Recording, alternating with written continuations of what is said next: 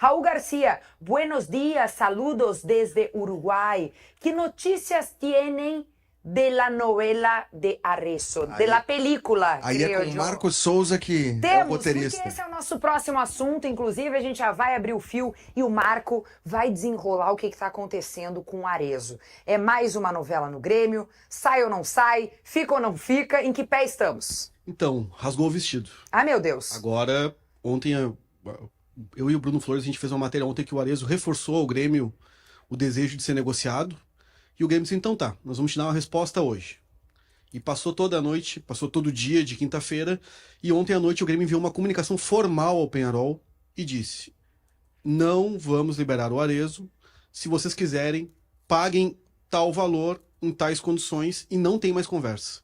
E se vocês voltarem a citar publicamente manifestações via o presidente do clube, nós vamos levar o caso à FIFA. O Grêmio já notificou o presidente do Peñarol por conta das entrevistas dadas por ele, vamos dizer assim, estimulando que o Arezzo crie uma condição de saída do Grêmio, e agora a conversa acabou. O Grêmio disse, se vocês quiserem, é esse o preço, acabou, não tem negociação. O preço é esse, querem, não querem, paguem ou parem de incomodar. E agora o Arezzo vai ter que aguardar se o Peñarol vai fazer a compra. Pela informação que eu apurei, o Grêmio comprou ano passado o Arezzo por 3 milhões de euros. O Grêmio pagou 50% dos direitos, pegou 50% dos direitos econômicos, comprando esse percentual que ele tinha no clube espanhol, se eu não me engano, Granada? Granada. E ele tinha uma parte dos direitos ainda vinculada ao River Plate do Uruguai, que o Grêmio colocou em contrato, caso tivesse o atingimento de algumas metas, o Grêmio compraria mais esse percentual. Então o Grêmio agora colocou a bola nas mãos do Peñarol. Se vocês querem o jogador, falam o tempo todo dele, os jogadores que querem, beleza, paguem. Pois é, mas teve uma luz alta aí pro Peñarol por estar insistindo aí nessas entrevistas e colocando o Arezzo no ar lá no Uruguai, essas conversas que acabam saindo, vazando na imprensa, e às vezes são declarações na própria imprensa. Isso incomodou um pouco a direção gremista? Bastante. Por isso o Grêmio já formalizou essa reclamação ao presidente do Peñarol e disse que se seguir assim, o caso vai ser levado à FIFA porque é assédio, configura assédio o Peñarol estar com o seu representante oficial fazendo manifestações sobre um jogador que tem contato com outro clube, né? Colocando esse jogador numa condição de que ele se manifeste, que ele busque se desvincular do clube com o qual ele tem contrato. E a situação, pelo que eu também ouvi, não deve ser tão fácil assim para o Peñarol pagar, porque o Grêmio também não vai fazer uma condição de pagar em 200 mil vezes um parcelamento infinito. Ou o Peñarol vai pagar agora, ou a novela acaba. Então a gente vai ter os capítulos finais se desenhando nos próximos dias. A proposta apresentada pelo Peñarol era de empréstimo, né, de 6 meses, com um passe fixado ao final desse prazo. Então o Peñarol não teria dinheiro para comprar, para fechar o Arezzo agora. Assim, acho que o Grêmio tá na dele, né? Tá na parte dele de dizer, olha, ele só sai por venda, já que eu investi, eu quero que invistam nele. A gente fez um esforço, que vocês façam também. Mas ao mesmo tempo, eu entendo o comportamento do Arezzo, sinceramente, eu entendo. O cara quer jogar, ele é jovem, ele tá vendo uma perspectiva de seleção uruguaia, né? Tem uma revolução, um rejuvenescimento da seleção uruguaia pelas mãos do Bielsa, ele tá vendo uma oportunidade para isso. E a gente aqui, do lado de Grêmio e de Inter, exalta tanto quando um jogador que tá fora faz força para vir, é o que o Arezzo tá fazendo. O Douglas Costa, quando veio pro Grêmio, fez força para sair de lá.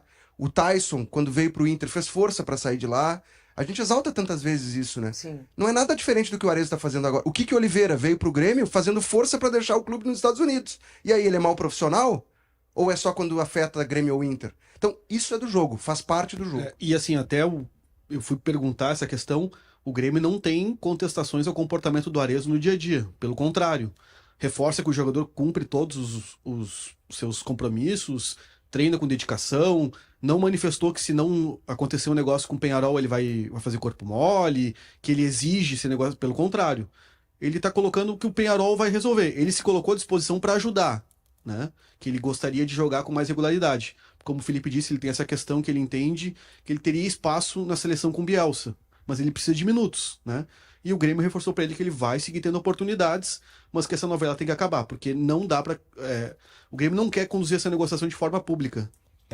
Acho difícil o Peñarol chegar a esse valor. O Peñarol fez uma grande negociação para manter o Léo Fernandes, o meia que teve uma passagem pelo Passou Fluminense. muito apagado pelo Fluminense, né? Mas foi bem ano passado e era do Toluca. E depois o Peñarol ele jogou o primeiro semestre por empréstimo no Peñarol, o Peñarol tinha que comprar. E aí o Peñarol conseguiu pagar 7 milhões de dólares, que é um valor altíssimo, a maior compra da história do futebol uruguaio. E o Peñarol usou, naquele momento, para comprar o Fernandes, o argumento para aumentar o valor da cota dos sócios, de que os sócios serão importantes para pagar o Léo Fernandes. E aí foi aumentada a mensalidade. Então o Peñarol já fez uma grande revolução lá para contratar o Léo Fernandes por 7 milhões de dólares. É difícil pagar 3 milhões e meio por 50% do Arezo, só se for aquela coisa assim, bem parcelada, assim, bem... é importante dizer o seguinte, boas condições. O Arezo não está se negando a jogar. É exatamente o contrário, ele quer jogar, ele quer ter minutos. Bom, se ele está correspondendo ao que o torcedor, ao que o Mano Menezes imaginam, aí é outro papo. Mas eu acho que é bem diferente, aí vou transportar para um outro lado, para outro lado de Porto Alegre, no Inter. O Arangues teve um momento que ele não jogava mais no Bayer Leverkusen por questão médica. Aí ele veio pro Inter e curou milagrosamente a lesão. Até que chegou um momento que no Inter ele descobriu que tinha uma outra lesão. E ele curou milagrosamente essa lesão quando foi pra Universidade do Chile. Chegou na Laú e jogou na Pois é, e no Inter não tinha condição de jogar. Então é muito diferente do que o Arezo tá fazendo. O Arezo foi escalado e jogou contra o São José na Recopa Gaúcha. Essa situação, Kelly, assim, não deve demorar a se resolver, porque o Grêmio não quer mais essa sombra rondando o CT de negociação feita pela imprensa. O Grêmio quer que a solução seja de clube para clube. Até uma outra questão que eu apurei, não é exatamente também o grupo de empresários do Arezo que está tocando essa situação. É um outro intermediário que trouxe essa situação do Peñarol, e o Grêmio diz, beleza, o jogador te indicou como representante, nós vamos te tratar como representante para essa situação. Mas não vai avançar se continuar assim.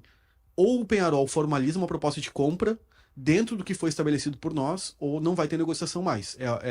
É o ultimato que estamos dando para a situação do Arezo. Leonardo da Rosa, aqui na audiência do Segue o Fio, diz: Arezo é um bom jogador e interessante para o grupo, mas, ao que parece, pelas informações, ele pensa que é o novo Cavani ou o novo Suárez. Vocês acham que é por aí ou o pessoal também está exagerando? É que eu acho que passa por isso, né? Que não tem um novo Cavani nem um novo Suárez no Uruguai. Tem uma posição, tem espaço no grupo. É o Darwin Núñez hoje, o centroavante.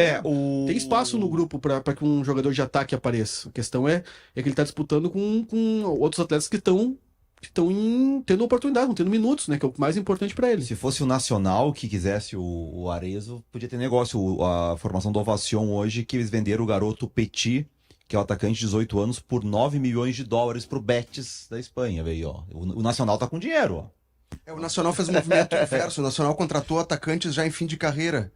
O Nico Lopes não tá exatamente em fim de carreira, mas o Eduardo Vargas, ex-Grêmio, sim, que não aprovou e se não saiu do Nacional, vai sair em breve. Aí o Gonçalo Carneiro tá lá, que jogou no São Paulo, errou o pênalti agora no Clássico. O futebol uruguaio não costuma contratar tanto. Eu acho que a situação do Arezo, conversado, eu acho que se resolve de qualquer das duas formas bem. Eu não achava tão ruim o negócio de vir pro empréstimo, porque ele pode se valorizar no Peñarol, onde ele vai ser titular, provavelmente vai fazer gols. Mas igual o Grêmio precisa ter um segundo centroavante, né? Porque o Bright White não vai jogar todas as partidas.